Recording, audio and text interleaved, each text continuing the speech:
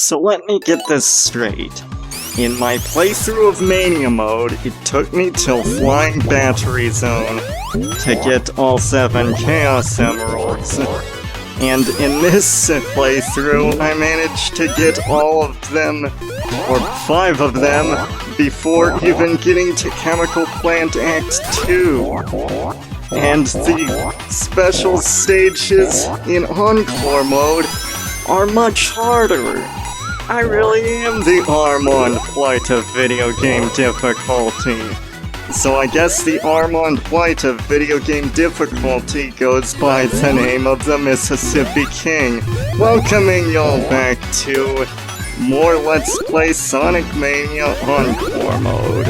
And in this episode, well, I guess at this rate we'll get all of the Chaos Emeralds, but we'll also make it to Flying Battery Zone, because I want to, get through the levels at a much quicker rate, because, it's taken me quite a while to get around to this, and it's I keep delaying it, and, I want to actually improve the flow of this LP, I want this to just be 6 videos long or so. And anyway, let's actually talk about this special stage, and I'm surprised I'm doing so well, so okay, well that is not doing good right there, that's doing terrible in fact.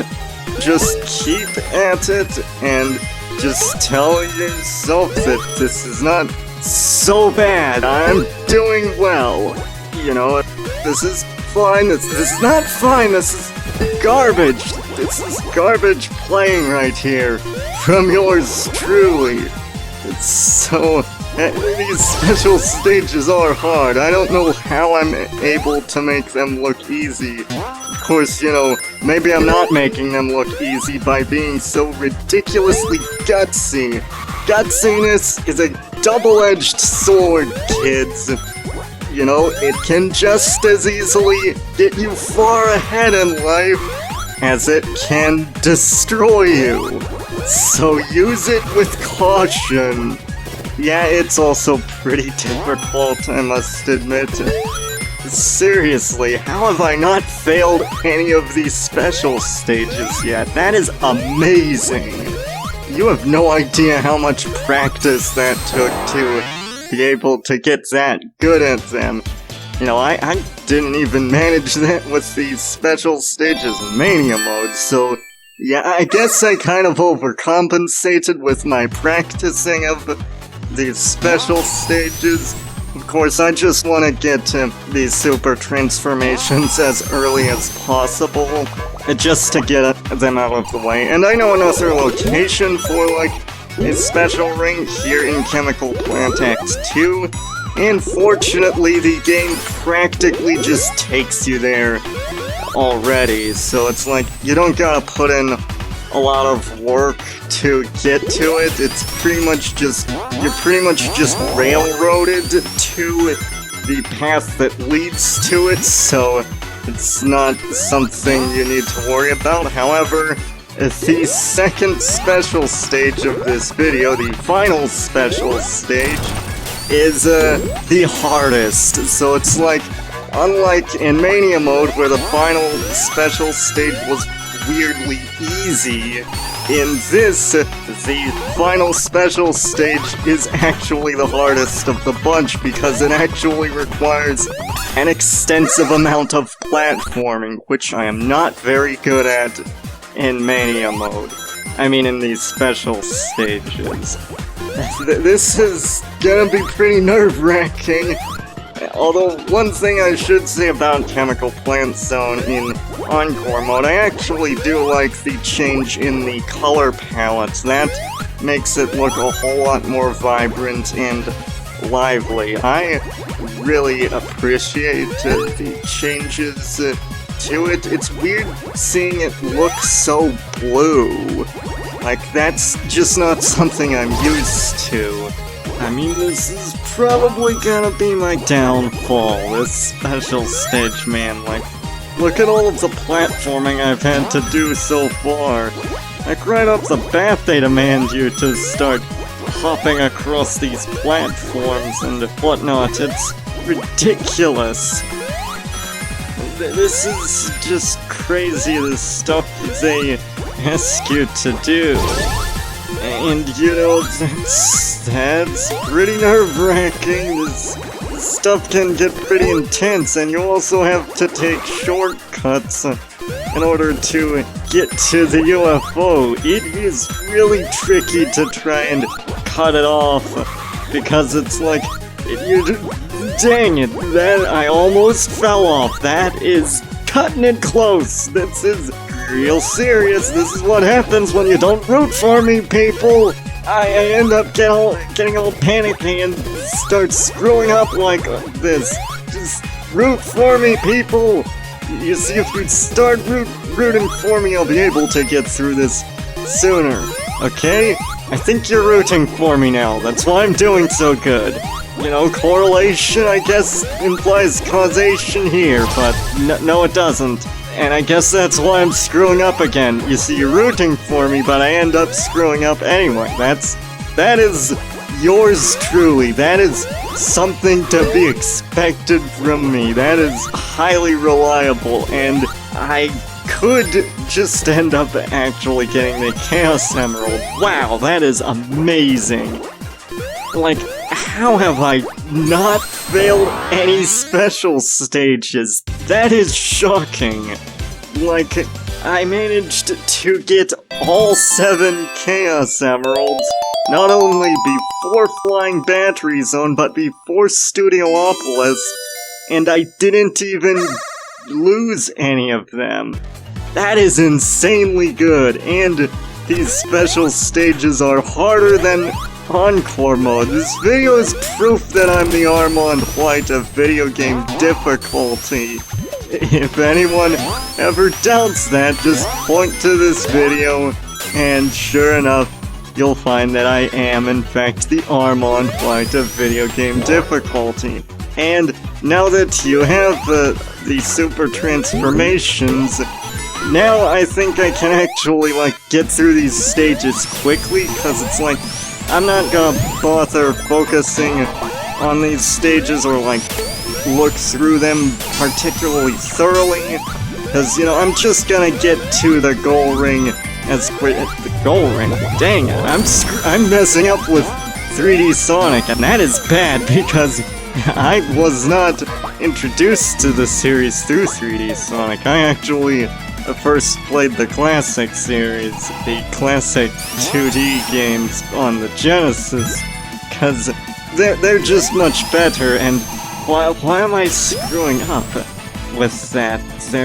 It's not a goal ring, it's a signpost. But yeah, I'll just try and get to the signpost or the capsule as quickly as possible. In other words, I just want to finish these levels. However, I'm not always going to be showing off super transformations. I just wanted to show it off here. Actually, you know, now that I mention it, I don't think super transformation will be very much of a benefit against the boss here. Because, you know, it's the mean bean machine. What's a super transformation gonna do against that? It's madness, I tell you. I've gone mad. Or maybe I always was.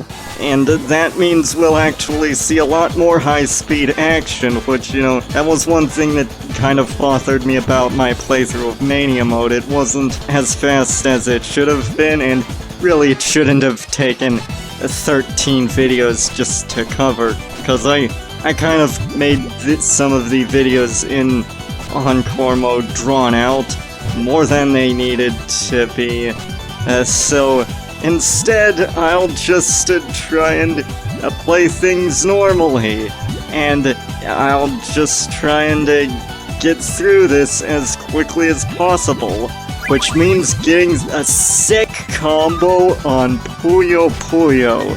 That's actually what Dr. Robotnik's Mean Bean Machine is based on, a Japanese block puzzle game called Puyo Puyo. Of course, I'll try and get a sick combo in order to, like, destroy him just because I like being spectacular and, like, getting ridiculous combos and taking him out in style, in other words. That's how I like to fight against him, so you can do that, and, you know, I'm not real good at Puyo Puyo, but I do enjoy it a bit. I've come to appreciate it more as I've gotten older, because as a kid I just didn't really get it. But as an adult, I find it enjoyable. Not my favorite type of game to play, but I like it. It's certainly not as confusing as a kid, so it's going to be alright. I'll be able to get through this fairly well. And oh dear, this is not going over so well. I guess I got too cocky. You see, this is what happens when you get too cocky. When you get arrogant, you end up screwing up like I do. That is how you lose. I lost. I lost in a puzzle game. I lost in Puyo Puyo. I cannot believe that is the first time that's happened to me against Dr. Eggman. I can't believe it. And of course that guy just hit me. Way to add insult to injury, buddy. Just take away all of my rings. Actually, that's weird. It started me off with the same amount of rings that I entered it with. That is strange. Especially considering I died, like, how's that work? I am so confused now. Not that it really matters. What am I saying? Like, these rings really don't matter. They don't get you any extra lives. They don't help you in really any way. That, like, they're just fodder for your super transformation. There's no point to getting 100 rings. They don't get you an extra life since you have characters. They don't get you a continue either. So there's really no point to going after rings. And points themselves are completely pointless too, because in regular Mania mode, they could get you an extra life. They could even be used to get you a continue in the bonus stages, and that's also the case here. Well, I mean, it could be used to get you a continue in the Encore mode DLC bonus stage, and in the special stage if you collect enough, and actually continues were added for Encore mode DLC in the first place. So what am I saying? I'm getting mixed up here. And I still can't believe I lost to Dr. Eggman on Puyo Puyo. That is proof that I am the Armond White of video game difficulty. I lose to a simple puzzle game after having gotten all of the Chaos Emeralds in Encore mode. And those special stages are harder than in Mania mode. It's like, my scale of difficulty is horribly off. You see, you shouldn't trust me when I say something is difficult or easy, because, you know, I'm the Armond White of video game difficulty. I've learned from my mistake. Just don't try and get ridiculous combos at the expense of actually doing good at that boss. So that should be useful, except, well, no it won't. Because, you know, this is the last playthrough of Sonic Mania. And, you know, I'm not really going to be showing off much more besides this. In fact, I think the extra video will just be one video instead of two. I'm still not sure on that, though. I'll figure it out later as I'm editing it, so, hopefully it should be one video and not two. But here we are in Studiopolis, and, it's going to go by much sooner than it did in the Mania mode playthrough. And I like the change in the color palette. It really makes it look distinct. And it's pretty neat. There are also some differences in special ring locations. And you know, I may as well like show off the bonus stages in Encore mode. I'm not going to be showing them off extensively. It's just like, since I lost a character, you know, I may as well show what it looks like when you can collect characters. You have like their model in the options that you can get when you pick from them in the crane thing. So that's pretty neat. That's a good way to get back characters if you lose them. And this is probably going to be one of the only times I show off the bonus stage, however. And I'll try not to make it take too long. Like, that's part of why I don't want to make it take too long and to go into the bonus stages a lot, is because in Mania mode, editing out the bonus stages was a nightmare. It was an editing nightmare, just trying to, like, edit all of that out when it got too extensive. So, when that happened, like, I realized that, like, I don't want to have to, like, go through that again, so, you know, I'll be keeping the bonus stages to a minimum, and not enough to waste a whole lot of time that I'll have to, like, edit anything out. I may go for the bonus stages, like, once or twice again, but I'm not planning on it. And this stage, by the way, is filled with Easter eggs. And I like that. They've got one thing that says lock-on technology in reference to Sonic 3 and Knuckles, which is like either my first or second favorite Sonic game next to Sonic Mania. I can't decide whether this or Sonic 3 and Knuckles is better. I do like both. I think both are incredible. I think both are great games. However, I can't really decide which is better. I mean, on one hand, like, I think Sonic 3 and Knuckles probably deserves more praise because it laid the groundwork for this, and that's pretty impressive.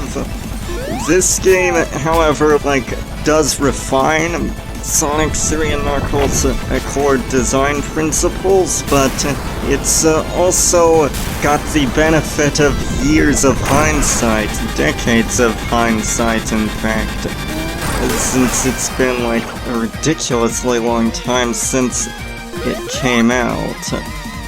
And there's another thing in the background during the boss fight. There's like a train that says CPU and Cope.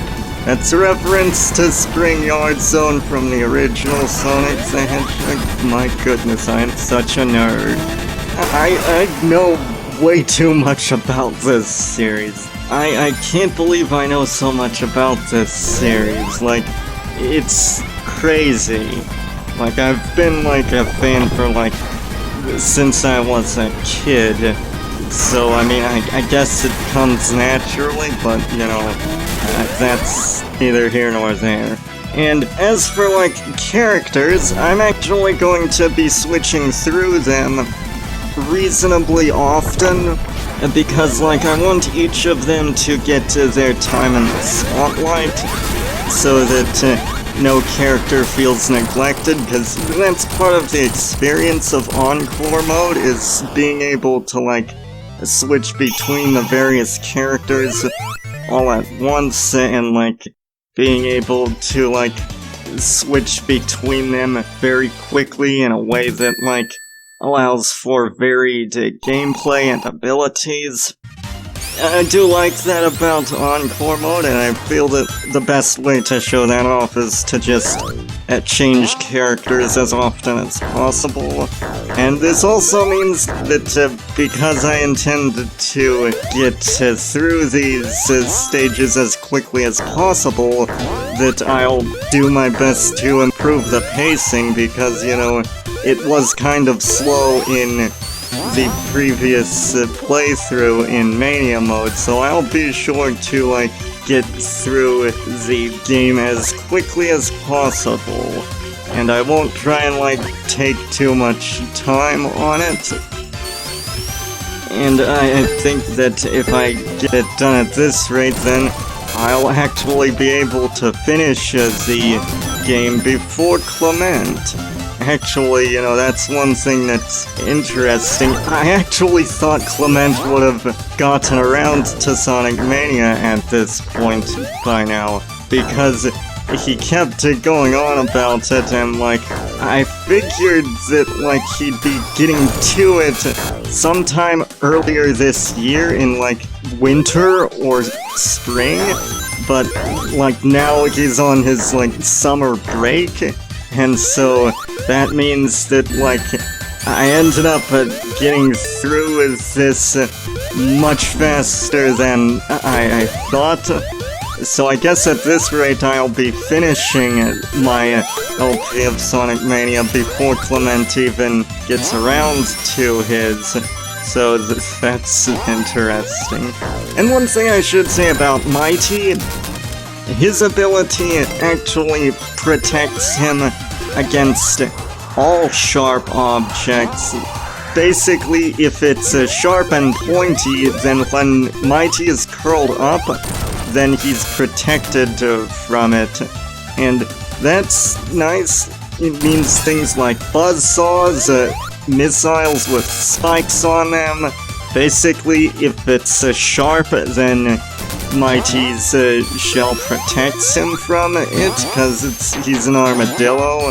This is something that the programmers added for Mighty's abilities, since he's an armadillo, and this wasn't actually in the original games that he was in. So it's pretty neat that they added that. I was not expecting that, although it makes sense, because, you know, he's an armadillo, so of course armadillos would be able to block that stuff. And meanwhile, Ray the Flying Squirrel, I don't know that he had any abilities, but what he can do now is, like, glide. And so, like, they figured, like, since he's a flying squirrel, that he should have the ability to, like, glide in a way similar to the cape from Super Mario World, and they give him that ability because of his species, and I think that's pretty clever. Anyway, when Super Sonic does the drop dash, he actually shakes the screen, but that doesn't damage all enemies on screen. And meanwhile, if Knuckles crashes into a wall as Super Knuckles, that doesn't actually change anything. It doesn't destroy all enemies on screen like Hyper Knuckles could do in Sonic 3 and Knuckles. And as we can see on Eggman Pirate TV, Flying Battery Zone is back, which we will tackle next time. This is the Mississippi King signing out, and in the next episode we'll tackle Flying Battery Zone and the one after that, Press Garden Zone. See y'all then!